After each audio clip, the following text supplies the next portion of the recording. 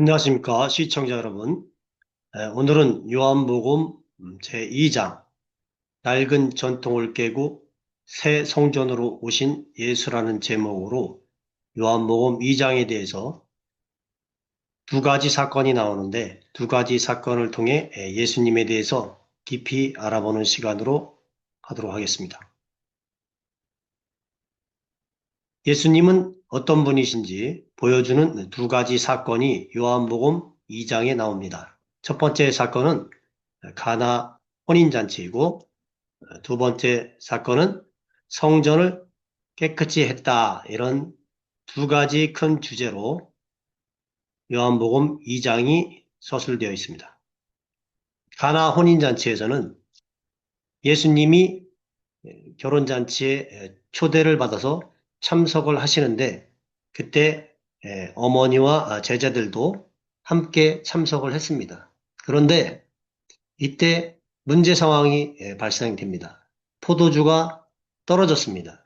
유대인의 잔치에서는 포도주가 떨어지면 잔치를 망치는 그 집안의 명예가 실추되고, 포도주가 떨어지게 되면 권위가 약화되고, 또 결혼식이 잔치인데 생애 최초의 잔치부터 어긋나는 그런 일이 발생하는 아주 곤란한 상황이 발생을 한 것입니다.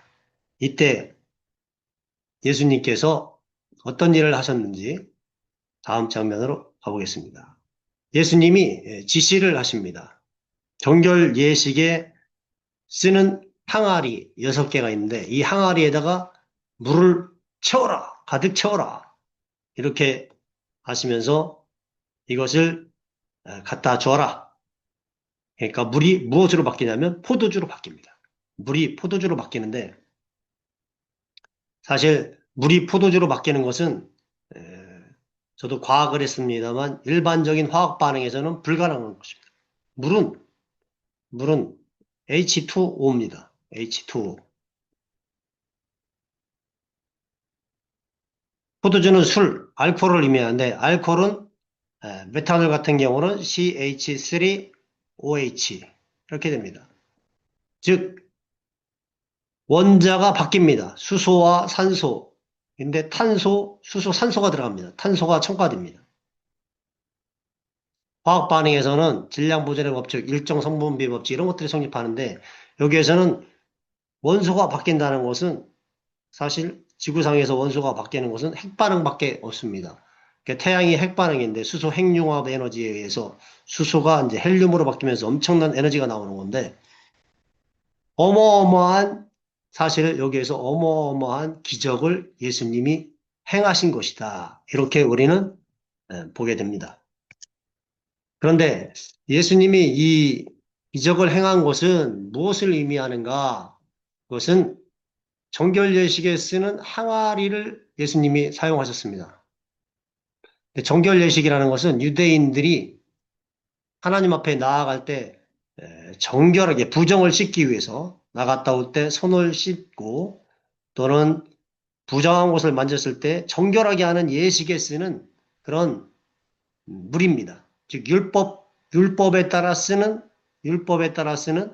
그런 예식, 정결 예식, 우리의 겉모습을 정결하게 하는 것. 그런데 예수님은 물을 뭐로 바꾸냐면 포도주로 바꿉니다. 근데 이 포도주는 새 것, 즉 복음을 상징한다, 이렇게 얘기할 수 있는데, 그것은 2장 4절에 예수님께서 이렇게 얘기하십니다. 예수께서 어머니에게 말씀하셨다. 여자여, 그것이 나와 당신에게 무슨 상관이 있습니까? 아직도 내 때가 오지 않았습니다. 내 때. 여기서 내 때라는 것은,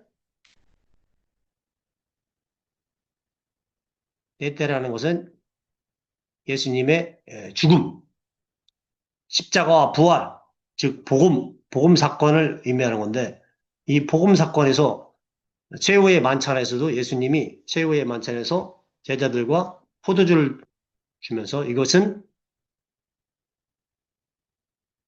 내 피다, 이렇게 얘기하십니다. 고로 예수님이 포도주로 바꾸면서 부족했던 혼인잔치가 기쁨으로 바뀝니다.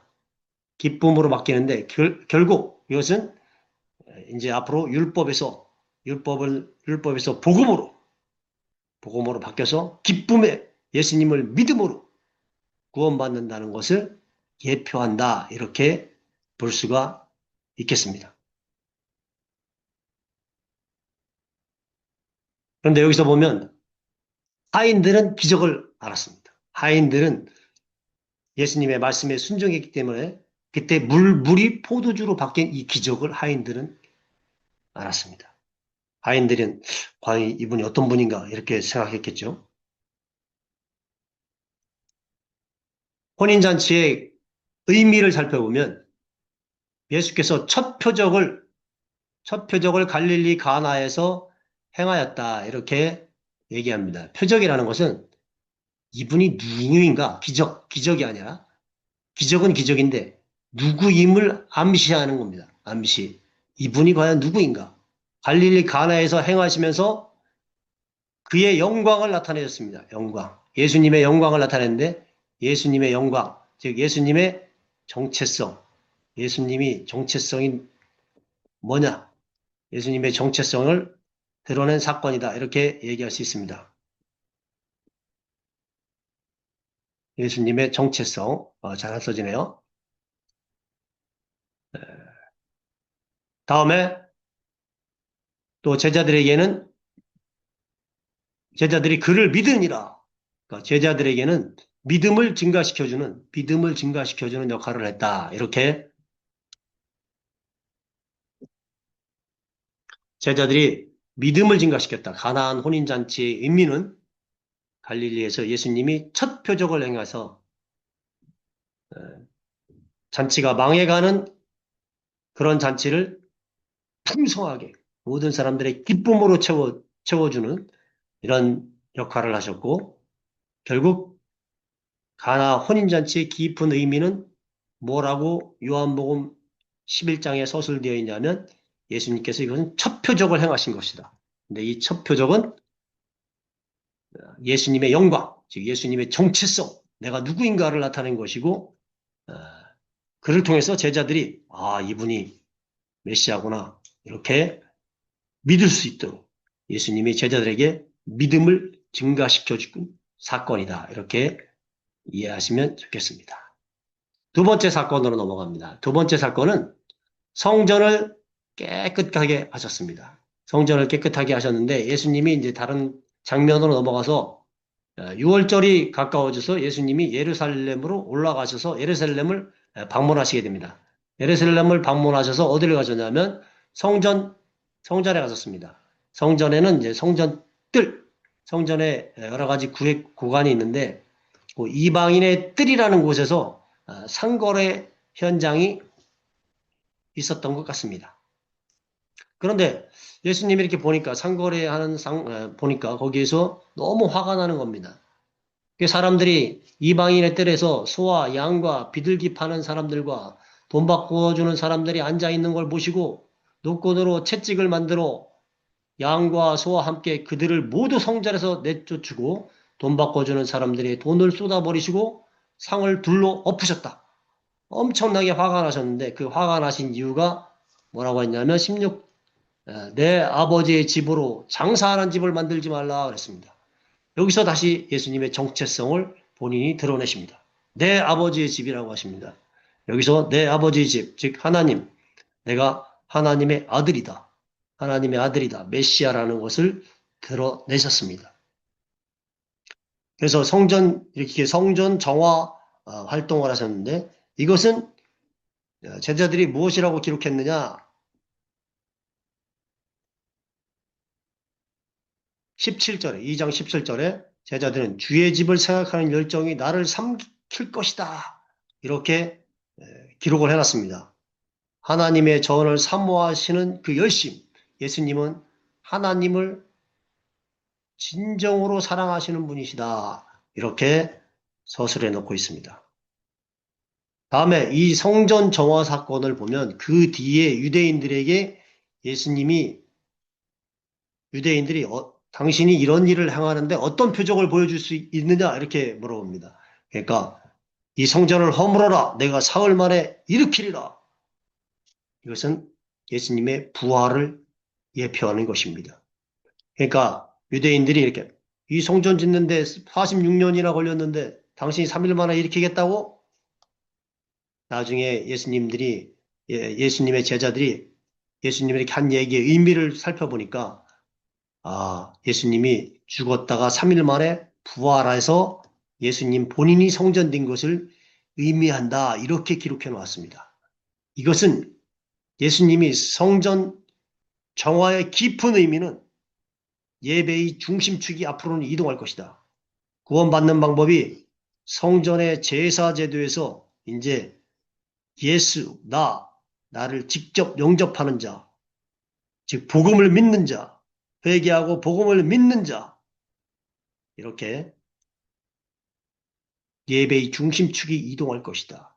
율법에서 율법을 완성하신 복음으로 구원받을 것이다 하는 것을 암시하는 예표가 될 수 있다. 이렇게 예수님께서 두 가지 말씀을 하시면서 예표를 하셨습니다. 가나안 혼인잔치에서는 아직도 내 때가 오지 않았습니다. 십자가 사건의 때가 오지 않았습니다. 이런 말씀을 하셨고, 또 하나는 성전 정결 사건에서는 내가 사흘 만에 다시 세우겠다. 사흘 만에 부활하겠다. 그런 예표를 통해서 성전 정결 사건은 예배의 중심축이 앞으로는 건물에서 예수로 바뀔 것이다. 이렇게 얘기하신 엄청난 사건이 기록되어 있습니다. 그 다음 23절에서 24, 25절 보면 2장 예수님이 다 사람의 마음을 아십니다. 예수님은 하나님의 아들이시기 때문에 전지전능하십니다. 예수님은 우리의 진짜 마음을 다 아십니다. 근데 여기서 예수님이 마음을 아시는 것은 그가 행하시는 표정을 보고 그 이름을 믿었다 사람들이 얘기하고 있습니다. 그런데 예수님은 그 믿음이 진짜 믿음이냐 가짜 믿음이냐 이런 것을 다 알고 있다는 얘기입니다. 예수님은 지금도 우리의 믿음이 참 믿음인가 아니면 형식적인 믿음인가 이런 것을 다 아시고 계십니다. 그래서 나의 믿음이 진정으로 회개하고 예수님을 믿는 믿음인지 이 시간 점검해보는 그런 귀한 시간이 되기를 바랍니다.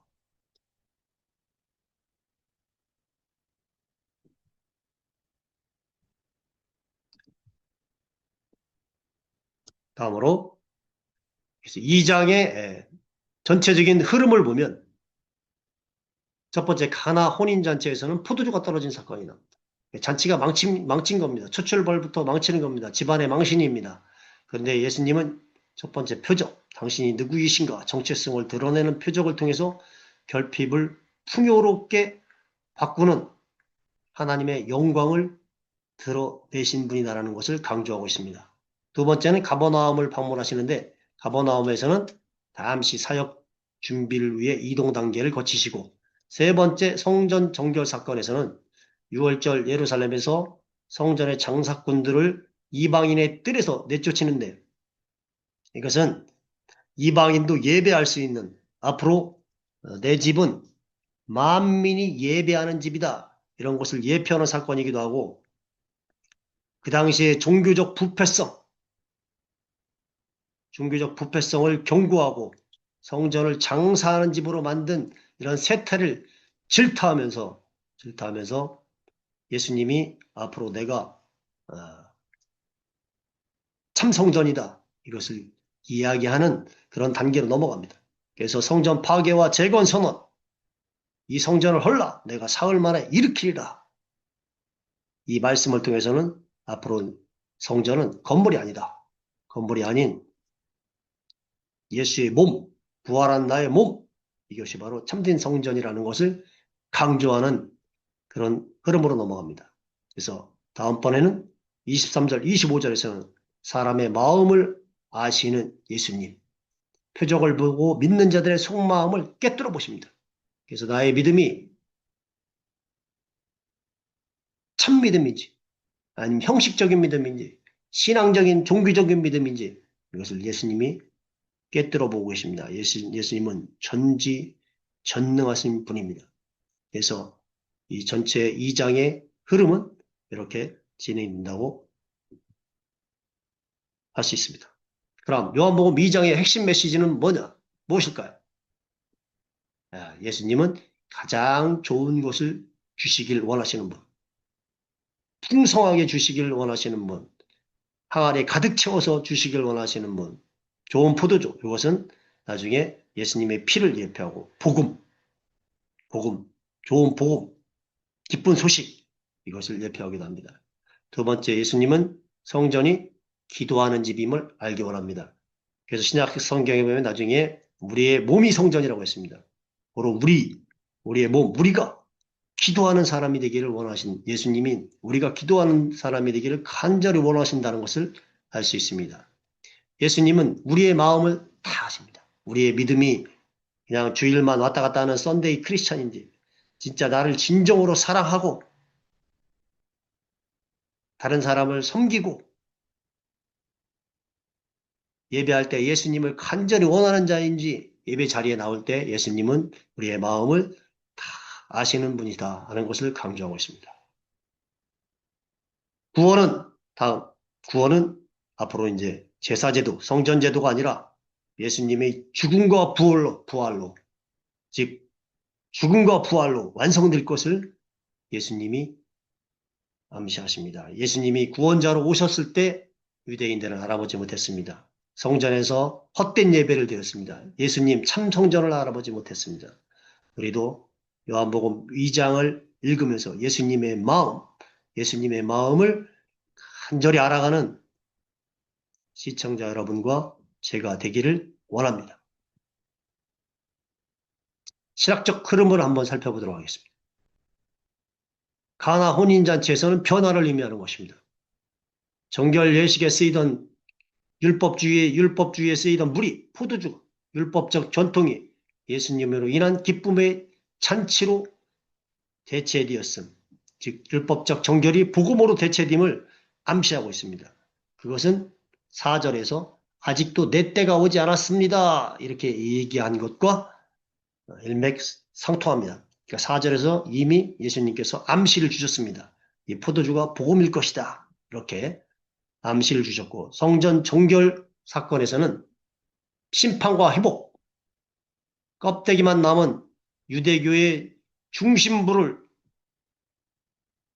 청소하시고 유대교의 중심부 성전을 청소하시고서 이제 부패한 종교 시스템에 대한 심판을 선언하시고 예수님 이제는 십자가에서 부활하시고 죽으시고 부활하신 것을 그 다음으로 부활의 예고편이 들어가서 이제 복음이 완성되는 이런 크게 세 가지의 변화를 나타냅니다. 첫 번째 가나온인 잔치는 변화가 있을 것이다. 성전 정결 사건은 심판과 내가 회복을 할 것인데 무엇을 통해서 하느냐? 예수님이 십자가에서 죽으시고 부활하심으로 말미암아 완성할 것이다. 결국 구원은 건물의 제사에서가 아니라 예수님의 죽음과 부활을 통해 완성될 것임을 암시하는 그런 어마어마한 장이 바로 요한복음 2장이 되겠습니다. 우리 삶에 적용하기. 오늘 배운 내용을 우리 삶에 어떻게 적용하면 좋을까요? 자, 이것이 이제 핵심입니다. 그런데 2장 1절에 보면 혼인잔치가 있었는데 이 가족은 예수님을 초대했습니다. 저는 이것이 가장 핵심이라고 생각합니다. 우리의 삶에, 우리의 가정에, 우리의 모든 직장에 어느 곳에든지 1번으로 예수님을 초대하는 것이 가장 중요한 사건이다. 그래서 예수님을 초대했는데 위기 상황을 예수님께서 극복시켜줬다. 또 예수님은 장차 율법을 완성해서 복음으로 이제 믿음으로 구원받는 시대를 완전한 죄의 정결, 항아리, 유대인들의 그 항아리 겉만 정결하는 게 아니라 표면만 정결하게 하는 게 아니라 이제는 예수님의 피로 내면, 그 내면을 정결케 하길 원하시는 하나님, 우리의 내면, 새 사람으로 바꿔주시길 원하시는 하나님이다. 이것을 가나의 혼인잔치를 통해서 우리는 알 수 있고 성전 정결 사건을 통해서는 이제 만민이 다 예수님께로 나와서 예수님을 마음으로 받아들이고 참된 성전이신 예수님께 예배하는 그런 우리들이 되기를 원하신다는 것을 요한복음 2장을 통해서 알 수 있습니다. 그런데 마지막에 예수님은 전지전능한 분이다. 우리의 마음을 다 아시고 계시는 분이시다.